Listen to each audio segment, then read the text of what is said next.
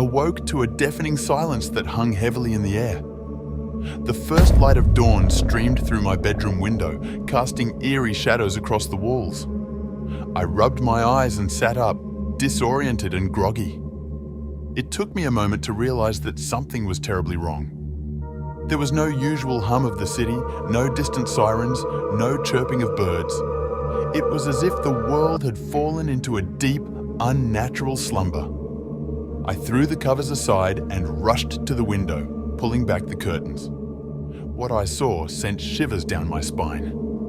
The bustling metropolis that I had known all my life had transformed into a ghost town. Skyscrapers loomed in the distance, their windows vacant, and the streets were deserted. My heart pounded as I raced downstairs to my apartment building's entrance.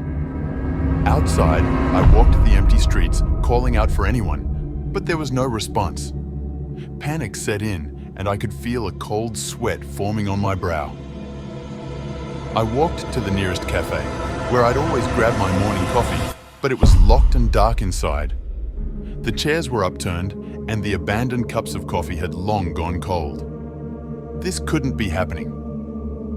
I decided to head towards the city center, hoping to find answers. With each step I took, the weight of solitude pressed upon me.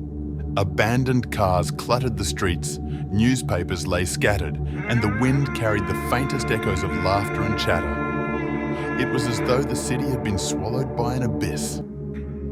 My phone buzzed in my pocket, giving me a glimmer of hope.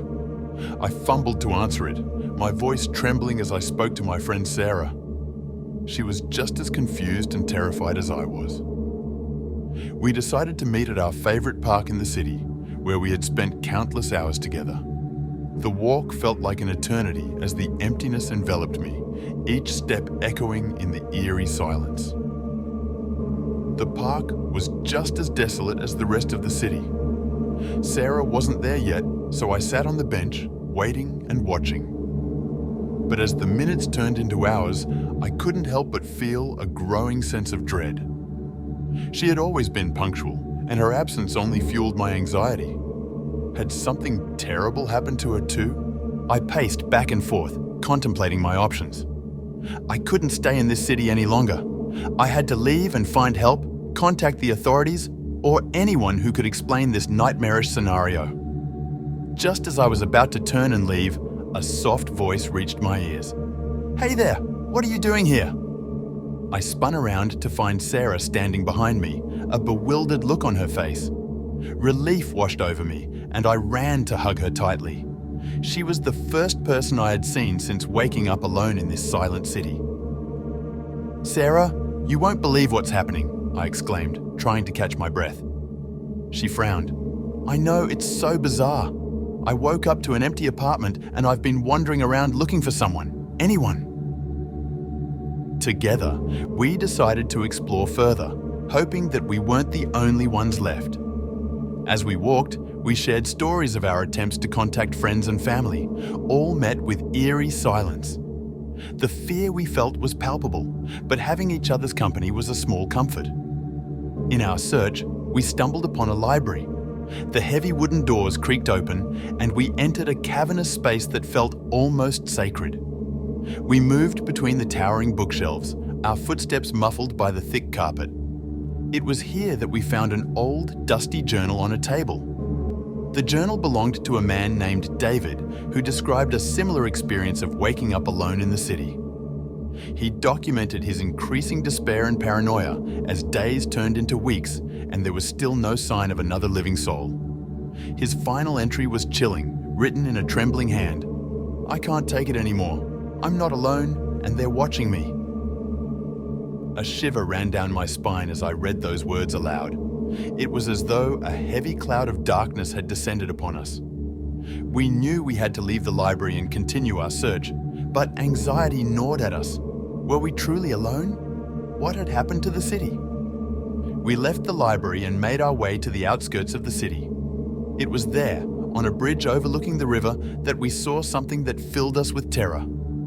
A figure, cloaked in darkness, stood on the opposite side.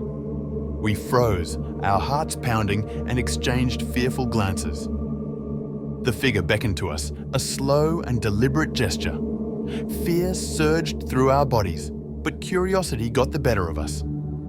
We cautiously made our way toward the shadowy figure, our footsteps echoing on the empty bridge. With every step, the figure seemed to draw farther away, maintaining a deliberate distance. "Who are you? What's happening here?" Sarah called out, her voice trembling. The figure remained silent, but gestured for us to come closer. Its outline was hazy, shifting like smoke. As we reached the center of the bridge, the figure suddenly stopped and turned to face us. It lowered its hood, revealing an indistinct, featureless face. A cold wind swept through the area, and the world around us darkened. Fear clenched my heart as I realized that we were not alone in this nightmare. The figure in front of us was not human, but something otherworldly, something beyond my comprehension.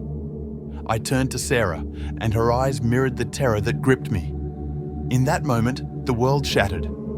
The city dissolved into a swirling vortex of darkness, and I felt myself being pulled into an abyss. My last memory was Sarah's terrified scream as we were swallowed by the darkness. I awoke with a start in my own bed, drenched in sweat and gasping for air. The first light of dawn streamed through my window, casting familiar shadows on the walls. It took me a moment to realize that I was back in my own reality, my own world. The city was bustling outside, and I could hear the distant sirens and the chirping of birds. It was just a dream, a terrifying nightmare that had felt all too real. I rushed to call Sarah, relieved to hear her voice on the other end of the line. She had experienced the same nightmare and was equally shaken. We shared our vivid recollections of the eerily silent city, the journal, and the figure on the bridge. As the day went on, we both struggled to shake off the lingering unease that the nightmare had left behind. It felt as if the events of the dream had seeped into our reality, a sinister presence that refused to let go. We couldn't help but wonder if the nightmare was a warning, a glimpse into an alternate reality, or something else entirely. One thing was certain: the nightmare had left its mark on us. It had shown us a world where we were truly alone, where the city we had known had vanished, and it had made us question the boundaries of reality and the depths of our fears. I woke in a room I didn't recognize. The air was heavy with a damp, musty odor, and a flickering fluorescent light above cast eerie shadows across peeling wallpaper. Panic surged through me as I struggled to remember how I had ended up here. I tried to sit up, but my hands were bound to a rusty metal bed frame, and my body ached as if I'd been lying there for hours. My heart raced, and I began to shout, demanding to know where I was and who had put me here. The only response was the echo of my own voice, bouncing off the decaying walls. As I strained to free myself from my restraints, the door to the room creaked open, revealing a long, dimly lit hallway beyond. A tall figure stood there, silhouetted against the faint light. Fear gnawed at my insides as the figure stepped closer, revealing a twisted grin on a face that should have been familiar. "Welcome back," it said, its voice a chilling mockery of my own. My mind raced to understand, to piece together the fragmented memories that began to resurface. I had been investigating a series of disappearances, and now I was the one who had vanished. The figure approached, and I recognized my own features, as if I were looking into a distorted mirror. "You thought you could uncover the truth, didn't you?" My doppelganger whispered, the words dripping with malice. As it leaned closer, I could see something deeply unsettling in its eyes. They were darker, almost void-like, devoid of any humanity. My own voice continued, "You were getting too close, so I had to bring you here, to this place where your nightmares come to life." With a sudden jerk, my restraints loosened and I scrambled off the bed. The figure vanished down the hallway and I knew I had to follow.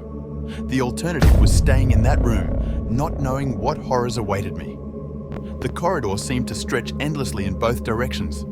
The walls were lined with peeling wallpaper and flickering lights overhead cast eerie, ever-changing shadows.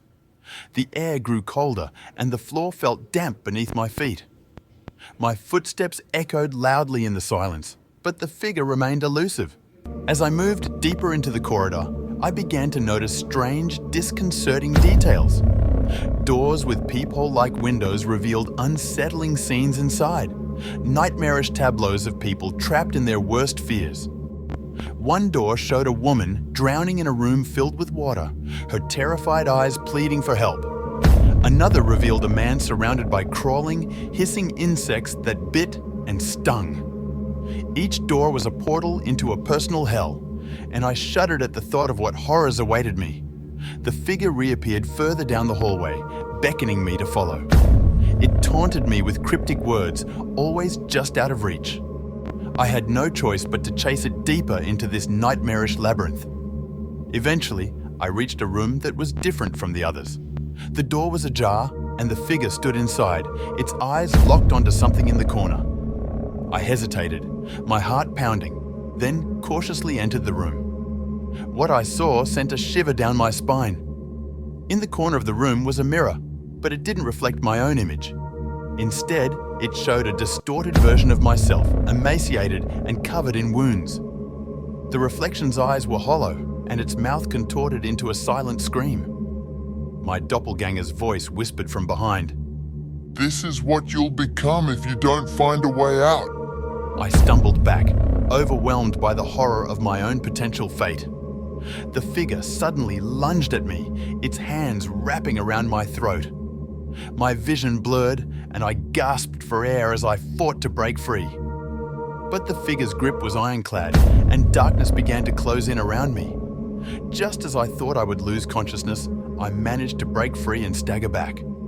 The figure reeled, and I fled from the room, leaving the mirror and its terrifying reflection behind. As I continued down the corridor, I couldn't escape the feeling that this place was a manifestation of my own fears and regrets. It was as if my own mind had turned against me, bringing my darkest nightmares to life. The corridor seemed endless, and I realized I was trapped in a never-ending cycle of fear and torment. The figure appeared again, always just ahead, leading me further into the abyss. Hours turned into days. Or perhaps it was mere minutes, but time had lost all meaning. I had encountered countless horrors, twisted versions of my own fears, each more terrifying than the last. The labyrinth of my mind seemed endless, and the figure's sadistic laughter echoed through the never-ending corridors. Desperation consumed me, and I knew I had to find a way out. With each encounter, I had learned a little more about the figure that tormented me. It was a manifestation of my own doubts and self-destructive tendencies, a dark reflection of the worst parts of myself.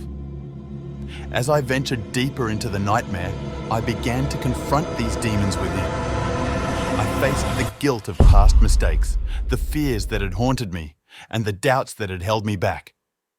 With each confrontation, the figure grew weaker and I grew stronger. Finally, after what felt like an eternity, I reached a door that was different from the rest. It was adorned with a simple, tarnished brass handle.